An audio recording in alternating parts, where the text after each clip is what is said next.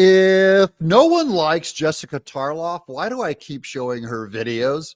Because it's funny to laugh at her. Why? Because she has to articulate and defend Kamala Harris's economic policy. I'm John Mike Keene. It means an economy where everyone has the opportunity to succeed. Right.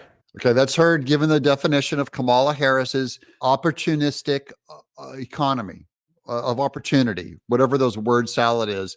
She is going to give it a shot. And this is funny, guys. Even Jessica Tarlov has to laugh at some point when she tries to articulate Kamala Harris. She's going to realize she's repeating her word salad and it's indefensible. We have it in part, and it's going to get better. And I think, okay, so the way that Kamala... Even you laughed. Oh, boy. And she laughed at it. And that's Judge Janine calling her out on it, because even Jessica can't she's a normal human being. She can't take this stuff seriously. So she has to be this party apparatchik. I feel bad for her. She has the hardest job on this panel of 5.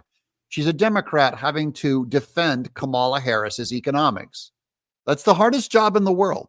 So the way that Kamala said it in the debate was factually accurate. The way that she said it with Stephanie Ruhle was not. Jessica has to change the rules by only looking at the first 3 years of Trump's administration, when the fourth year is when things really started kicking into gear, because that's when your actual policy starts sticking. It takes 4 years before your tax breaks and all of your incentives you can't just help auto manufacturing start a factory in year 1 of your administration.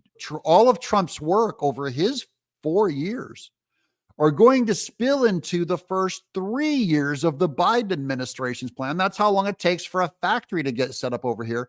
And then meanwhile, Biden and Kamala Harris are going to take credit for the first 3 years of their administration, which is really living off the fumes of what was left over for Trump's. And I think how she should do it from now on is you say, let's compare the first 3 years of both administrations. That's clean. It takes COVID out of it, because we know that COVID obviously had huge effects on supply chain, wiping out jobs.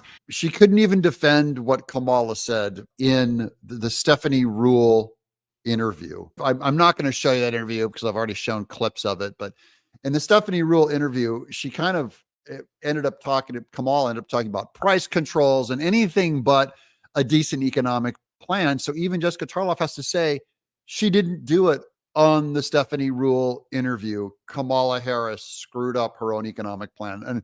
And now Jessica's going like, here, let me show you how to do it, Kamala. This is what you should say. So in the first 3 years versus the first 3 years, the Biden-Harris administration added 359,000 more manufacturing jobs than Trump did in his first 3 years, and 200,000 more auto jobs. Clean and simple, put a bow on it.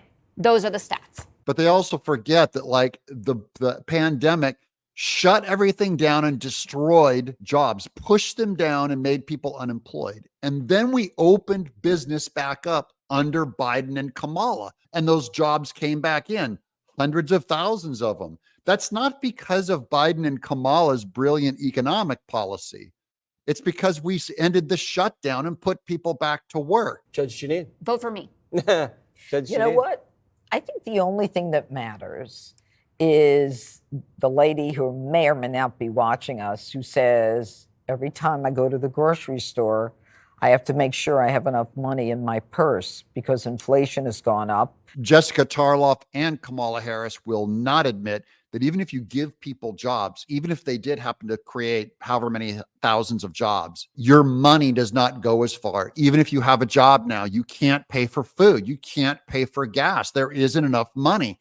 So you can create a job, give someone $50,000 a year to go work on some assembly line somewhere. But now your job, your pay, given everything is doubled in price, heating, food, gas, now your $50,000 a year job is equivalent to a $25,000 a year job.